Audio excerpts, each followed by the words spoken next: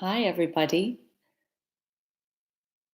This is my first time trying a YouTube live stream, so I hope we'll get a few people on board and have a nice chat for the next while. Thanks so much to Roz and Simon at the Holding Cell for arranging this. It's been an interesting couple of weeks getting to grips with new technologies and finding new ways to go out on a Saturday night, kind of getting the glad rags on for the odd online chat.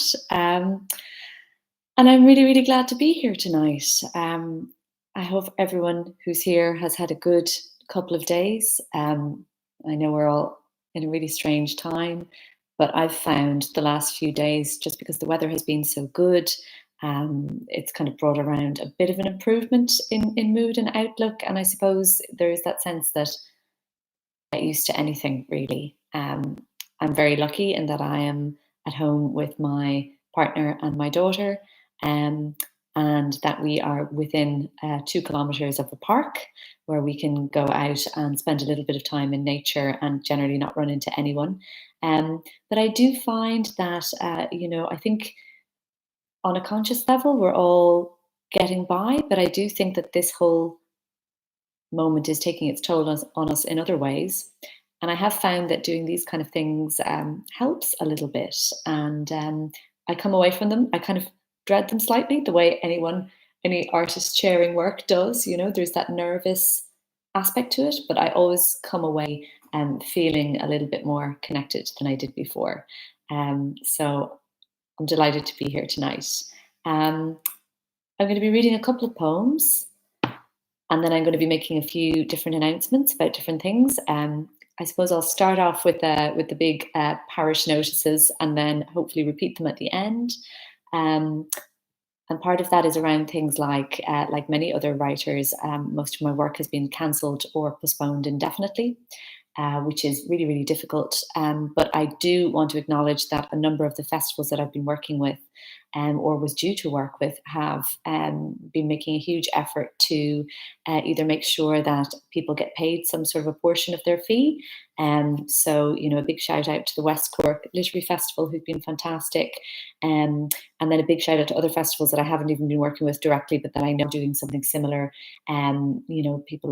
Festivals like Mountains to Sea, who've been great. And then obviously Courch Festival, who are migrating online. It's a wonderful thing. Sasha Debule Pisco, it's her first year running the festival, and rather than kind of rolling over and admitting defeat in the face of disaster, she and her team have been really innovative and have managed to migrate a number of their events online, which is fantastic. So I'll be involved in 2 events, one of which is an event called Ireland of the Welcomes, which will be taking place at 11 a.m. on the 25th of April.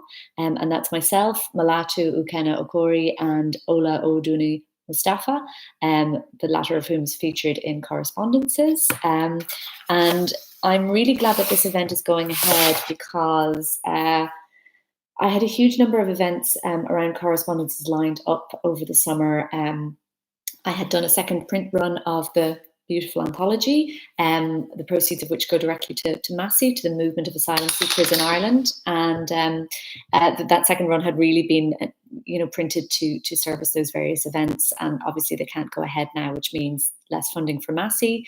As we're all aware, we're in a kind of a crisis moment. One of the biggest crises is in direct provision, a system which has been a disaster for 20 years now. Its 20-year anniversary was yesterday, and is facing one of its biggest crises, because people are not able to self-isolate, and the government's reaction to the situation has been woefully inadequate, as always. So it means a lot to me to be able to still continue with at least one of those events around Correspondences. And the one thing I would love to announce while I'm here as well, and I'll say it again at the end, is that As I have those boxes of around 200 copies of correspondences in my garage at the moment, what I'm hoping to start doing is to sell them directly. I've been working through bookshops in the past. Lots of bookshops have been fantastically supportive. I don't have time to name them all here, but they've been wonderful. But in the current climate, just getting the stock out to the bookshops isn't really at some point during the reading. And if you email me directly, we'll sort out a PayPal link, and I'll arrange to post a copy of the book directly to people. So I'm hoping that might be welcome, because I'm still getting a lot of queries for where people can buy the book, whether it's still available. So I'm hoping that I'll be able to continue to do that work in a slightly more direct fashion over the coming months.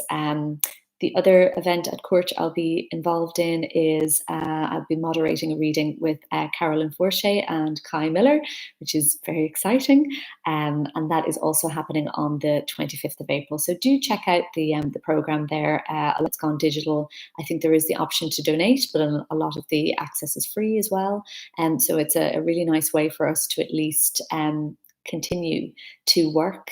Obviously, as a writer, it's easier for me than it is for many different people in the arts world to migrate my work online.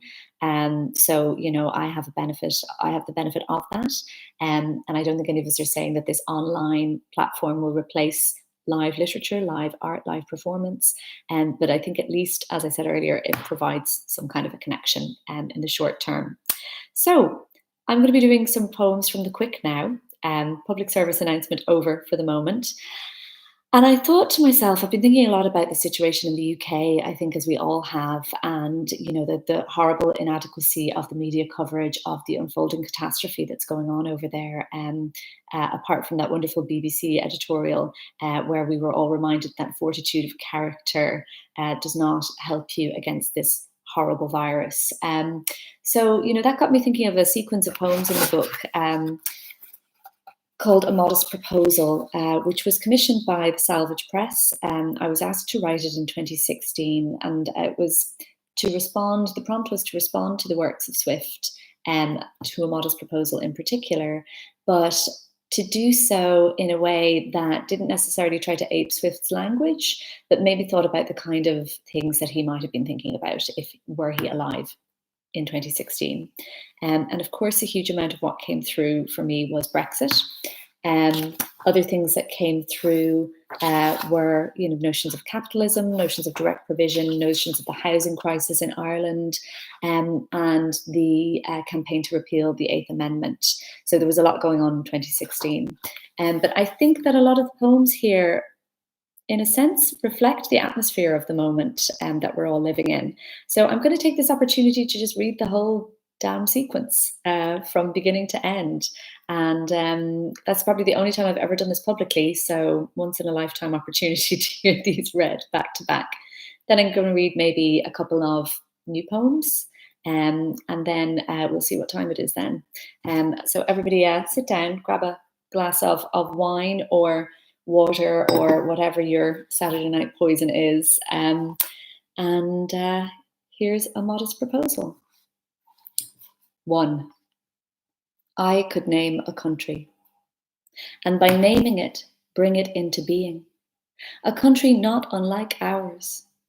Driving on a summer evening, you might see the froth of elderflower, the shadows cast by chestnut trees that beckon memories of youth, or hear a voice in the distance calling you home for dinner. You might feel the heat in the earth tingle up through your feet, and with it the sense that if you move, the evening will be lost. But in this country that I name, as you try to pin that feeling to one memory or another, you might notice the shadow's stillness. And yes, it is true that in my country the sun never sets, but burns on the horizon, tarnishing the evening to old electroplated silver. If you were to go there with me, we would stop the car among those elderflower hedges, and I would take your hand, guide you to where you might hear the long-lost music of your mother's voice calling you home across the fields. 2. A census of values. What is good? Mothers, innocent babes, parents, parish, agriculture, sheep, black cattle, swine, farmers, wives, cottagers, labourers, roasting pigs, a good lover of his country, persons of quality, so many good Protestants, gentlemen of fortune, wives, mares, cows, sows, swine's flesh, bacon, gloves for ladies, summer boots for fine gentlemen, Lord Mayor's feast, merry meetings, weddings, christenings, mercy, honesty, industry, skill, native goods, carcass of a good fat child, learning to love our country. What is bad?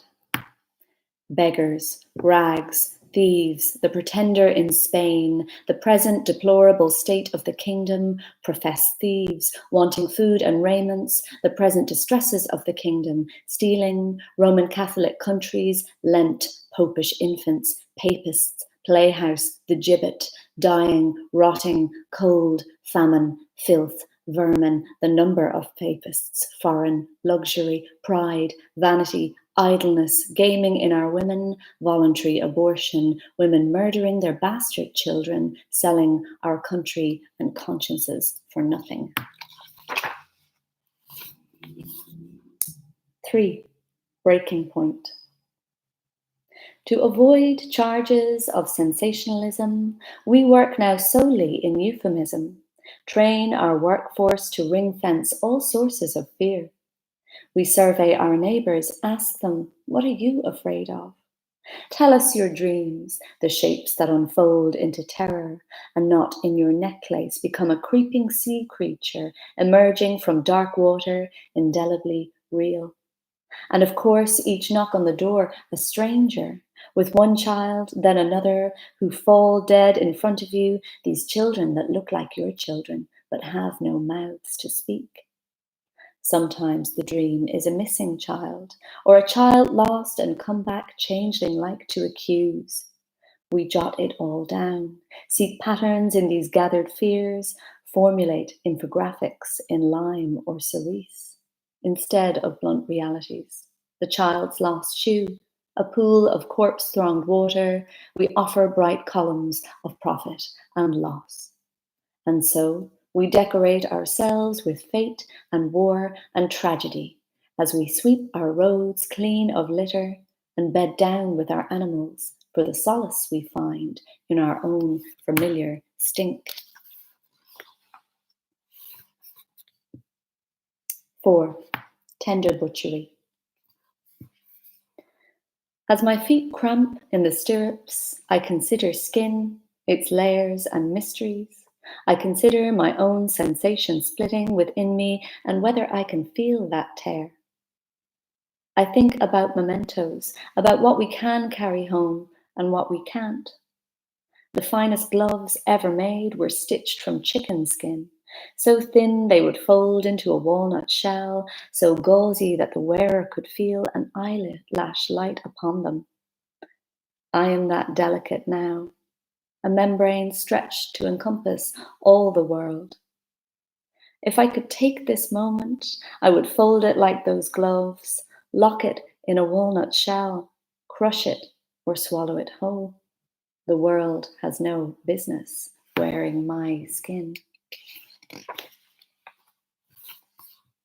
5. On blind key. On blind key, in the early morning, you can watch the women line up. Most are alone. They don't talk much. And if you wait long enough, you'll see the ghost of a galley slide against the quay wall where ropes are flung by a silent crew. They say the sailors are blind, so they can't see their cargo, and the women gather like penitents, their eyes grazing the ground. The day I saw it, the ship had sailed before the buses started running, before a single seagull loosed its lost child cry to the morning. 6. A proposed housing algorithm.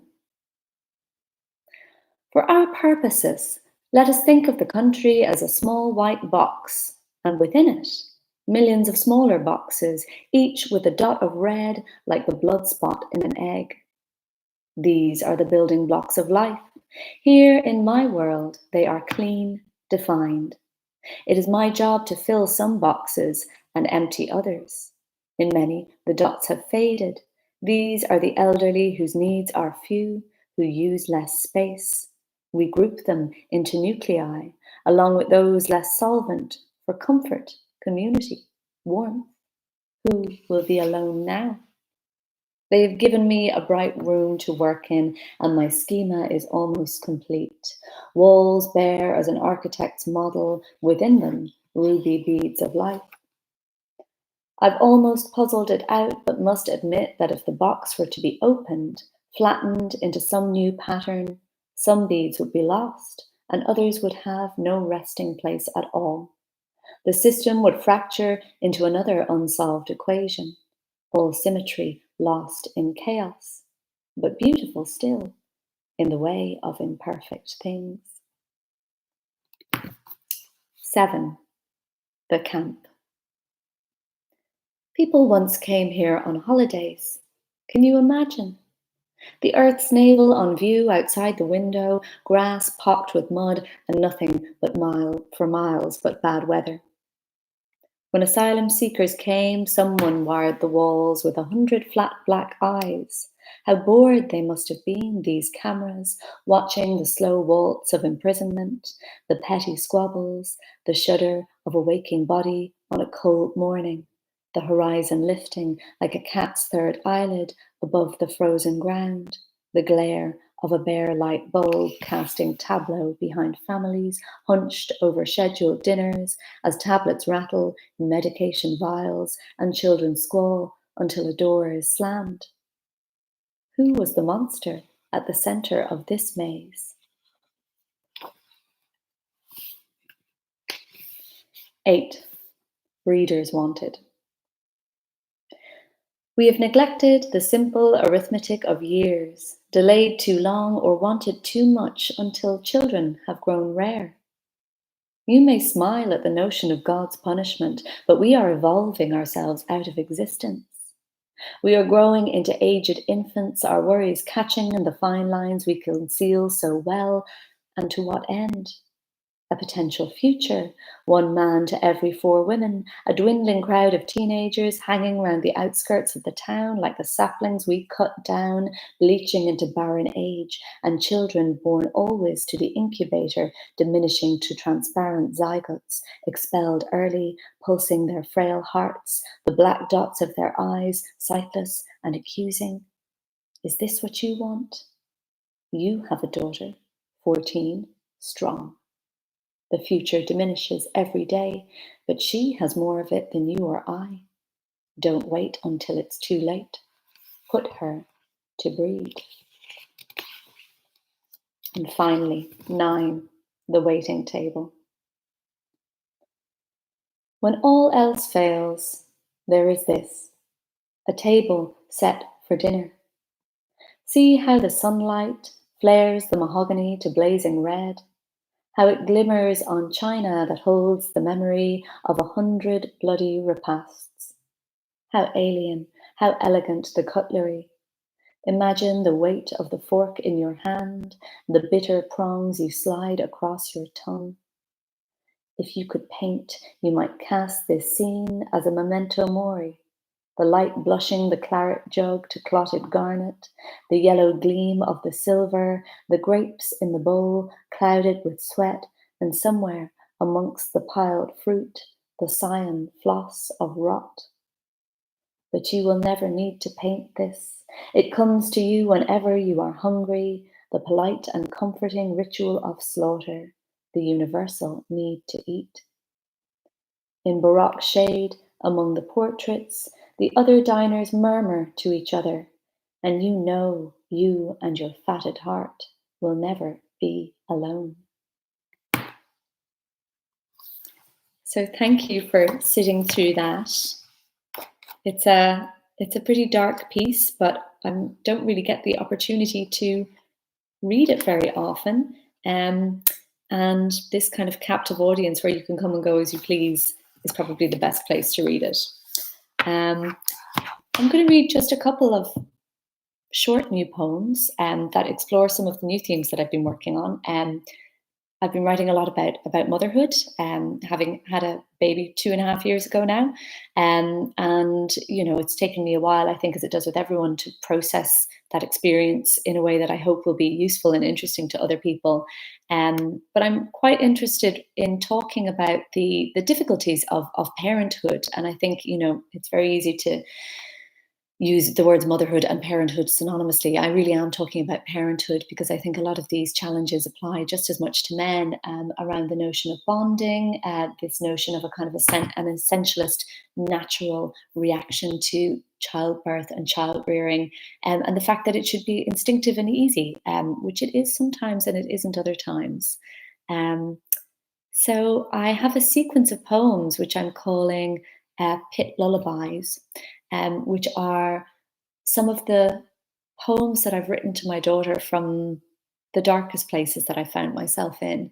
And often those dark places would be times when, for work or travel reasons, I've had to be very, very far away from her. And I'm going to read one called The Night Gate first. And The Night Gate is one of those kind of very prosaic things with kind of a poetic name. So the Night Gate is just the gate at the bus station or the train station that stays open after dark. But when I came across it in my travels around Ireland last year, it just struck me as a name that has a lot of poetry to it. The Night Gate. When you wake in the night to find me gone, I'll be standing at the night gate on Glengall Street, the gate you don't notice in daytime until a pied cat slinks through, or the hinges whine their small song of neglect. This is the gate that lets the night through, keeps it out. And I am standing here alone in my green army coat, hair shorn, a woman thinned by so many miles of walking, ready for the ghasts and boggarts that might come through, ready for the moths big as donkeys that crash towards the moon, for the men who will come one day for sure with their whetted righteousness. When you are old enough to join me there, I will ask you, do you want the night gate open or shut? And the next poem that I'm going to read is a poem that I wrote for the Poetry Jukebox, Maria McManus's wonderful project, for her recent curation with Stephen Sexton. And it was a commit, or I suppose a prompt to respond to notions of environmental catastrophe and environment in general. So I wrote one that was, I suppose, in retrospect, is kind of incredibly ominous, and feels quite apt for the current time, even though it was written last December. And it's called In the Wrong Place. And there's a little epigraph, the very familiar phrase from George Washington Carver: a weed is a flower growing in the wrong place. Sprouting up like knotweed, impossible to eradicate, a fragment of hair or bone can germinate, falling in drifts in a stiff breeze, rustling like a paper ocean. You'll find them hanging in the kelp forest, clogging up the plastic ocean, tangling with eels in the sargasso, keratin forests of hair ballooning about their bloated faces, or riddling the earth with their leavings, tunneling beneath us in darkness, scattering ribs and teeth and golden torques, the leftovers that make up a life, meaning that crumbles while the shape remains, a rusted key, a paperweight, a sweatshirt muddied in the shallows.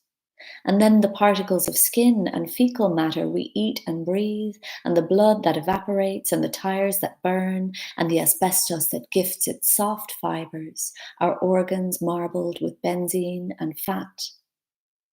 They can't be good for us, yet there they hang, another crop of them ripening. And the next poem that I'm going to read is a poem that I wrote while, again, far away from home. I did a lot of traveling last year, and I found myself in a hotel room in Cyprus, watching TV in Turkish. But the TV report, I think, was a news report on something that was happening in Russia. And so it was in Turkish, but it was reporting on a Russian conversation that was taking place between men in a very, very fancy room, where everything was covered in gilt and brocade. And I really kind of found myself hypnotized by the double obstacles of the various language, but also just thinking that the scene itself was so familiar. Um, and so this poem was inspired by it. Men are talking. Men are talking to each other, and outside the overheated room, swans stumble, feet bound to the frozen lake. Men are talking to each other, and decapitated stags bellow over the screaming gilt chairs, wailing walls of brocade. Men of state are talking. While the newscaster drones in Greek or Turkish or Russian, the men descant above her monotone. They thrust speech into each other, bodies feats of engineering, legs spread like girders, each handshake a buttress. Outside the hotel, palace, dacha, ice clasps everything in place. Men are talking by the lake.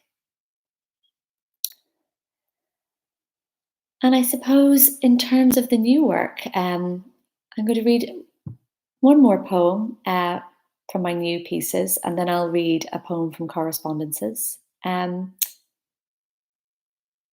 I think I'll leave it from my own work on a more positive note, I suppose, or another one of the poems that come from a place of exploring new motherhood, and a poem that deals with those very, very contrasting feelings that you can have, whereby the world can feel like a very dark place, and yet at the core of everything, potentially the core that causes the emotional turmoil is still this kind of very, very strong, real, burning love for the human that you have produced. Pit Lullaby. Here are some things I need you to know. This darkness is an absence of light, and not inklings of soot that fall from space, redacting the sky's pale grey. It's not a cloud of ink announcing the movement deep below of a squid who reaches to grasp the moon's far bead, or a knuckle of gall built around us by wasps. It's not a fog released by miners who tunneled here for potash, or the surface of a lake beneath the sea where even fish drown. It's the pinprick in your pupil that lets the world in, the mark I make on paper to name you, the space between you and those you love. So I'm going to read something from correspondences now. And I think what I'll do is I'd like to read the two pieces at the end of the book, a poem written by a wonderful woman called Naku Canyo Dlamini, Canyo. And then it was one of the pieces that came in quite late to the book. I did a lot of work calling on all of my wonderful friends who've worked in various different grassroots activism causes with people who are in or have come through direct provision. And I have to say that the anthology would not have come about, neither myself or Stephen could have put it together, if it weren't for the support structures that were already there and that allowed people to come to us and trust us with their writings. So Kanye's work came in quite late, well after the deadline, but we were accepting work kind of continuously. But it meant that I didn't have the time to set up the structure that I had wanted to set up for everyone in the book, which was the notion that either an Irish writer would engage in a mentorship process with the writer or artist from direct provision, if that was the kind of thing that the person in direct provision was interested in. Not everybody has the time, obviously. Most people are focused on getting out of direct provision. That's the main drive. But otherwise, other things that came in, if people didn't have the time, I would just ask an Irish writer to maybe respond to them. So we had some wonderful pairings in the book where Irish writers responded to artwork or writings by people in or who'd come through direct provision. But Canyo's piece came in kind of at the last minute. So I thought, oh my goodness, this is a gorgeous piece and I really want to feature it. So I'm just going to write something. And then, I'll absolutely take the liberty of putting it in as the two closing pieces. It felt kind of apt because it had come in quite late. So I'm going to read Canyo's piece and then my piece in response. And then, I think we might leave it at that point. I'll ask you if you want to ask any questions via the chat. If you are thinking of asking any questions, maybe start typing now. And I'll make my little public service announcements again at the end for anyone who missed them at the beginning. So this is Scars by Nokokanya Dlamini. They might be physical, they might be emotional, but they are scars. Not talking or showing them is my way of moving on. Revisiting those events and emotions is a torture I decided to bury.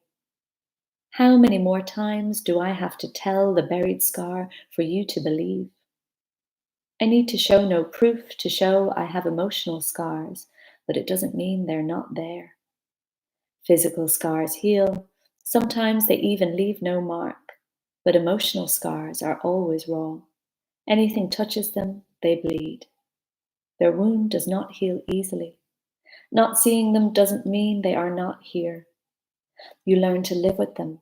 You learn ways of not touching and wounding them. You learn to move on and live happily with them. After all, they are scars. So that was Scars by Nokokanya Dlamini, and this is my short poem in response, Scalpel. My only visible scar, the pale ridge on my thigh, where the doctor grasped the ink-black freckle in the months after childbirth and sent me for a biopsy. Now, nothing left, except this jagged little knife kist, raised and clumping like milk teeth pushing through gum, because I am lucky enough to live in a country where any small inconvenience is quickly, quietly removed. So I'd like to finish there tonight. And again, just to say, I kind of started off the reading by sending a big thanks to Roz and Simon, to everybody who's been working to try and support artists at the current time, the various different literary festivals who've been so communicative and supportive, the various people who've managed to make the work in other ways.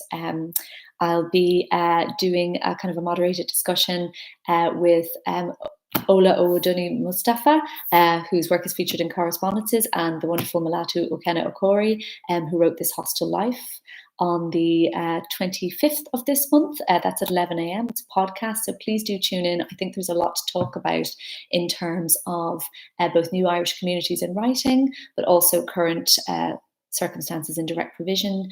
There's a lot of work that's being done there, and I really hope that we can manage to keep that in our sights during a time when we are all, of course, very worried about ourselves and one another in general.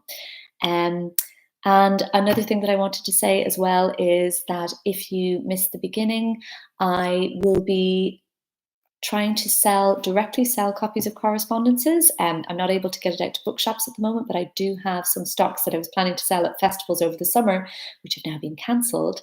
And so the email address to get in touch with me if you would like to order a copy is Correspondences. I'm going to write it here on the chat, anthology@gmail.com. I'll also be tweeting about it.